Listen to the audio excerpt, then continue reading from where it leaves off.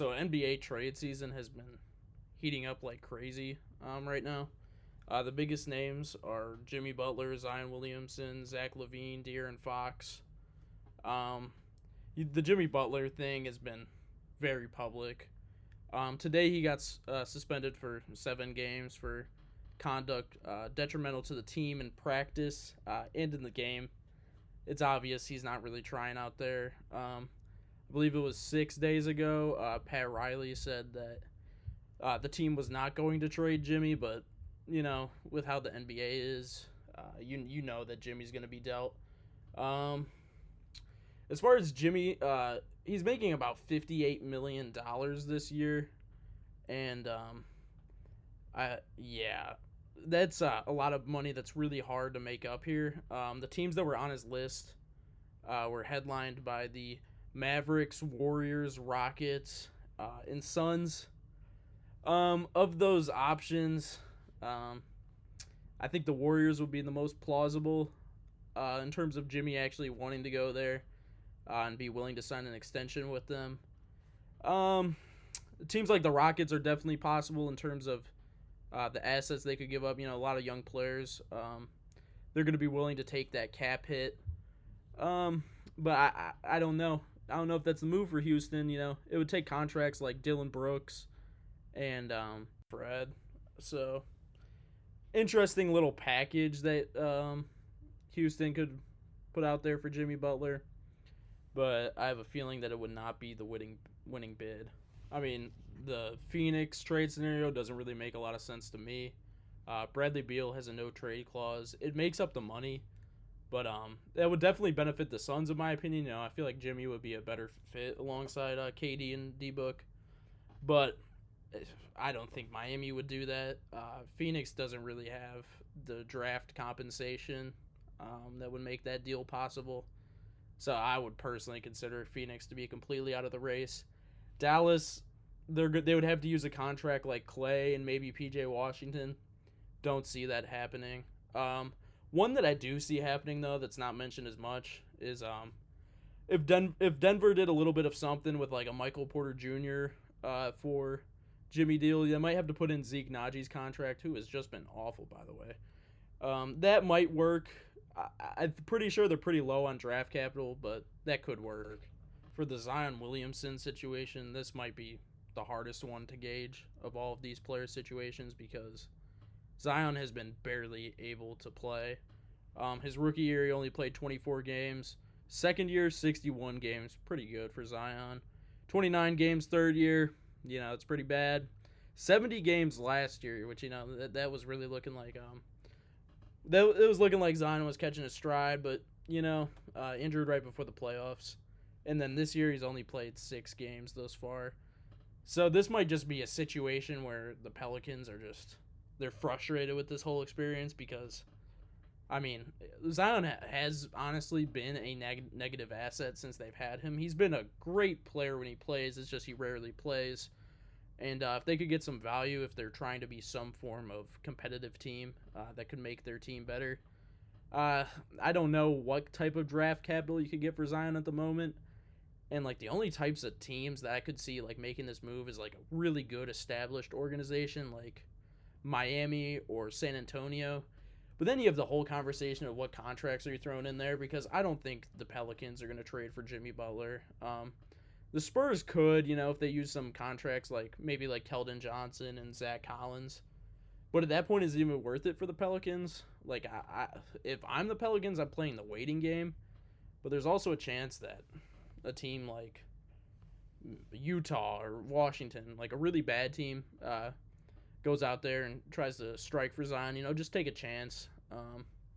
I wouldn't hate a move like that, but you can't be giving up much for Zion at this point. That's pretty much all I have to say about him. Zach LaVine's been mostly linked to the Nuggets thus far. And, I mean, I kind of understand why a lot of people feel that way.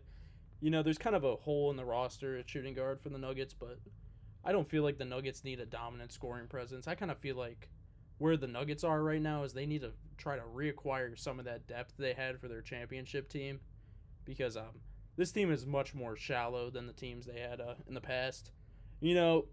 they've had some struggles shooting the ball this season at various points. And Zach LaVine, he's definitely some offensive firepower that could help you out. But I just don't really know if the swap of Michael Porter Jr. for Zach LaVine is worth it, because that's basically all you can do to make this deal work if you're not bringing another team into it. Zach LaVine and Michael Porter's contracts, match up almost perfectly. But I still feel like if you're the Nuggets, you're better off with the guy who's been shooting the hell out of the ball, Michael Porter Jr., than Zach LaVine, who would definitely change your whole play style.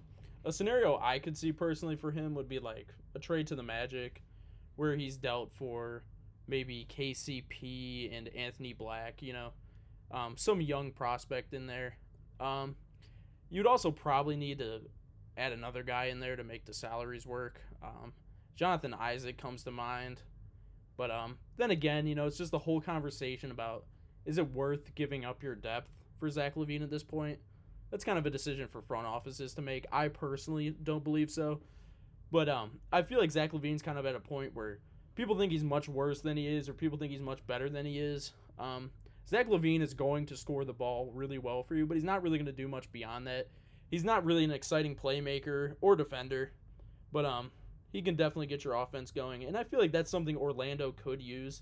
They do need some more scoring out of the backcourt, so to me, this scenario makes the most sense. For De'Aaron Fox, he's been having to deal with one of the worst owners in the NBA currently, and they've had to deal with the firing of Mike Brown, who is a more than serviceable head coach.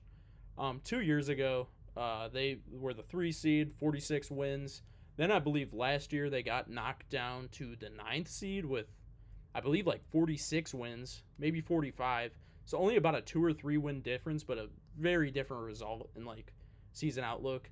Thus far, they've been underperforming. So it seems like there's some tension with De'Aaron Fox there. He's not gotten the extension that he's looking for. There's been a variety of teams linked to De'Aaron Fox. I've seen a lot about the Rockets. I've seen a lot about the Magic. And I've also seen some Lakers buzz. One of the concerns with De'Aaron is he's not shooting the ball nearly as effective as he was in the past couple of years. That season where they were the 3 seed and they faced the Warriors in the first round, he was shooting about, I believe, 36% on about 6 attempts per game, which is more than serviceable for a point guard in his position. But it just seems like the De'Aaron Fox situation is crumbling. Whether it's at the deadline or whether it's later down the road in this offseason, I do believe that he will be dealt. Thinking of potential packages, to me, Fox to the Rockets makes sense. The Rockets are a team that are trying to ascend right now, and they cannot trade Jalen Green nor Şengün with their extensions right now. So to me, that potential trade would look like De'Aaron Fox, Kevin Huerter, Trey Lyles to the Rockets in exchange for Fred VanVleet, Reed Shepherd, who was the 3rd pick in this year's draft. He's a real intriguing prospect. Jabari Smith Jr., who hasn't blossomed like you'd hope he would, but he's still a pretty exciting asset in my opinion. And then somewhere from 2 to 3 first-round picks, in my opinion, I would probably say the 2025 first and maybe their 2027 first. But I know some people would value Fox at more than that, so you could throw in another first-round pick into that package. For a trade to the Magic, I would see something like Jalen Suggs in the contract of KCP. Maybe a first-round pick or 2. I know that would be a real controversial one for Magic fans because I know that Suggs has definitely added some defensive grit to the team. But, another scorer in the backcourt is something that Orlando could use. You could go the LaVine route, you could go the Fox route. But I would see that type of trade working out for the Magic. And for the Lakers, it's quite a bit more complicated. I know Reeves signed for an extension. Let me just check for how much that is. So he signed for 4 years, $54 million. So to me, to acquire De'Aaron Fox, I feel like the Lakers would have to give up a package centered around Austin Reeves and Dalton Connect and probably your remaining first-round picks, and you might even need to put another player in there just to make the salaries work. Personally, I do not feel like this is a move the Lakers should make. At this point, I don't feel like you should be making win now moves because I don't know how you would fix this roster at this point. Um, so for the Lakers, yeah, I'm not really feeling it.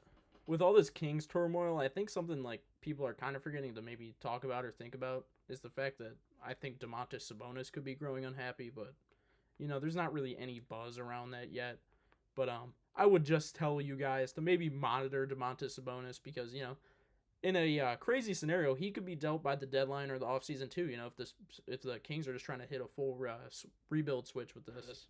One last guy I'm gonna mention is gonna be Cam Johnson, the all-star of all role players. I would say. He could go virtually anywhere. I see teams like Houston. I see teams like Magic. He makes about $16-17 million a year, so the salaries aren't going to be as hard to match. I could even see the Cavaliers trying to go for him. The Cavs have some contracts that could work, such as like maybe a Coro and Wade, maybe a first-round pick in exchange for Cam Johnson. But you know, for the Cavs, they might not want to mess up what they have going, and that's very fair. But I do feel like Cam Johnson would be a positive aspect for virtually any contending or trying to become contending team to go ahead and take a swing at him. This has been Basement Sports Talk with a nice little return video. Thank you for watching.